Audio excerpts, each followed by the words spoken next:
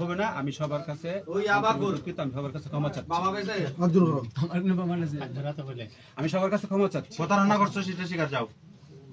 আপনি যেটা করছেন আজকে এটা প্রতারণা হইছে তুমি শুরু বলেন ইয়েস অথবা নো প্রতারণা হইছে ভাই না তো না আমি তো যেটাই হইছে আমি ভুল স্বীকার করছি। আপনার কার্যক্রমগুলো প্রতারণামূলক কি না?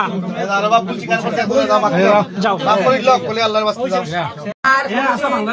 আমি আর কোনদিন বাংলাদেশ প্রেস ক্লাবের পরিচয় দিতাম না এবং সাংবাদিক পরিচয় দিতাম না। এই গুণে আমি আপনার কাছে জোর হাত ধরে ক্ষমা চাই। আজকের পর তো আমি আমার বাল্লা যেরকম কামর প্রতিষ্ঠান আসলাম প্রতিষ্ঠানে আমার যাই মুগি আমি কোনো ধরনের কোনো শৃঙ্খলা করতাম না। আমি টেইলারি করি, আমি আমার টেইলারি জগতে আমার যাই মুগি।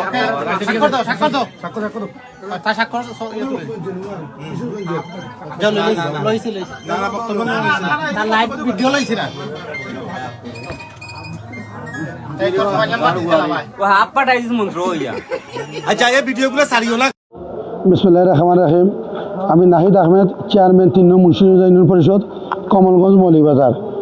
আর সকাল 11টার দিকে ওরা আমার ইউনিয়নে আসে, আসার পরে ইউনিয়ন ভিজিট করতে চায়। তখন ওনাদের কথাবার্তা একটু সন্দেহ হলে জি তারা ছিল 4 জন ড্রাইভার সহ 5 জন।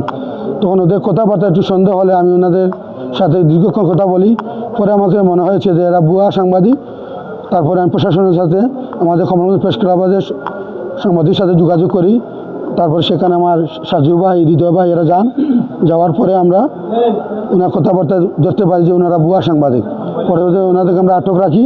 আটক রেখে ওনাদের কাছ থেকে ওনার গাড়ি কিছু আমরা এই মালগুলো পেয়েছি। সেই মালগুলো আপনি একটু দেখতে পারবেন।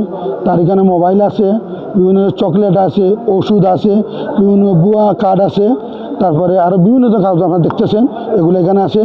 চেতনানাশক ইঞ্জেকশন পর্যন্ত তার বেগে পাওয়া গেছে। তারপর আমি উপজেলা প্রশাসনের সাথে আলাপ করে ইউনিয়ন মন্ত্রীর নির্দেশে আমি এখানে নিয়ে আসছি। ইউনিয়ন মন্ত্রী এগুলো দেখছেন, দেখে উনি ওসি সাহেবের সাথে আলাপ করছেন ওনাদের বিরুদ্ধে আইনি পদক্ষেপ নেওয়ার জন্য। আমরা এখন তাকে কমলগঞ্জ থানার কাছে হস্তান্তর করবো। আমি এখানে শোনেন, ওনারা যে এই চক্র এখানে ধরা পড়ছে আমাদের মুন্সিবাজার ইউনিয়নে হাতে নাতে ওনারা ধরছে। এটা আমরা পরবর্তী ব্যবস্থা গ্রহণের জন্য থানায় প্রেরণ করব। আমাদের চেয়ারম্যান সাহেব আছে, ওনাকে ধন্যবাদ যে উনি এরকম একটা ভালো কাজ করতে পারছে। কারণ ওনারা অনেকেই নাকি ফাঁকি দিচ্ছে যাবত। তো আমি ওসি সাহেবের সাথে কথা বলছি, ওসি সাহেবের কাছে গেলে পরে ওনারা হচ্ছে আইনানুগ ব্যবস্থা গ্রহণ করবে।